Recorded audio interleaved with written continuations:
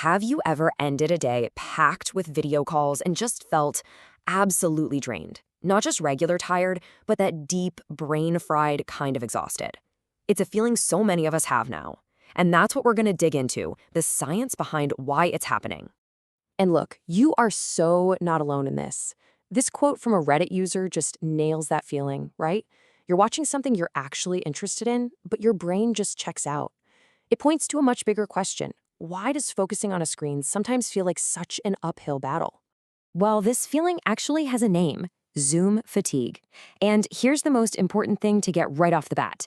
This is not a personal failing. It's not about you lacking willpower. It's a real, documented thing, and it's a direct result of how the platforms we use every day are designed. Okay, so let's get into the nitty-gritty. To really tackle a problem, you've got to understand what's causing it. So what's actually going on in our minds and bodies during these marathon call sessions? So the real problem here is that the technology we're all using wasn't really built with human psychology in mind.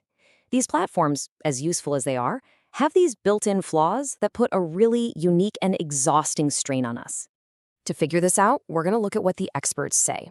Researchers at Stanford University's Virtual Human Interaction Lab, they actually dug into this, and they pinpointed count 'em, four specific reasons why we're all so tired. So let's break them down. We're going to walk through all four of these reasons and really understand the psychological toll of this new way of meeting and learning. All right, reason number one, excessive, and I mean excessive, close-up eye contact. Just think about it for a second. On a video call, you've got this whole grid of faces, and it feels like every single one of them is staring right at you all the time. That's just not normal. And this chart, it just lays it all out. In a real meeting, your eyes wander, you look at the person talking, you jot down some notes, maybe you glance out the window. But on a video call, nope. Everyone feels like they're under a microscope, with these unnaturally large faces staring right back at them. So what is all this staring doing to our brains? Well, Professor Jeremy Bailenson from Stanford puts it perfectly. He says our brains see these close-up faces and basically interpret it as an intense situation that's either going to lead to mating or conflict. Either way, our bodies are stuck in this high alert state, which is just incredibly draining day after day.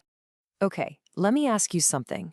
What if you had a mirror following you around all day long, through every meeting, every conversation, just you staring back at yourself? Sounds pretty awful, right?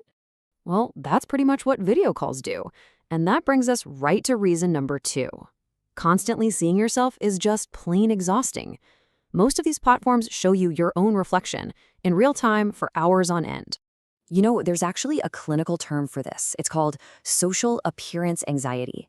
And get this, research has shown that having that camera on with your own face staring back at you can spike this anxiety so much that it literally makes it harder for students to learn and remember things.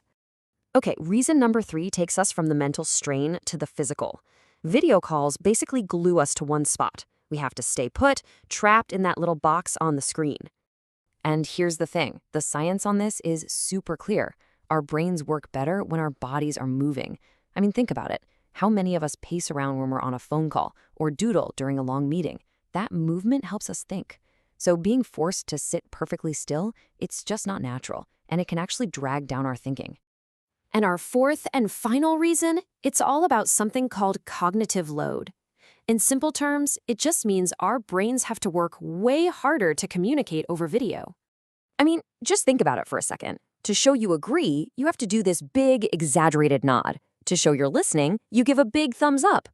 We're burning through all this extra mental energy, these mental calories, just to do what comes naturally when we're face to face.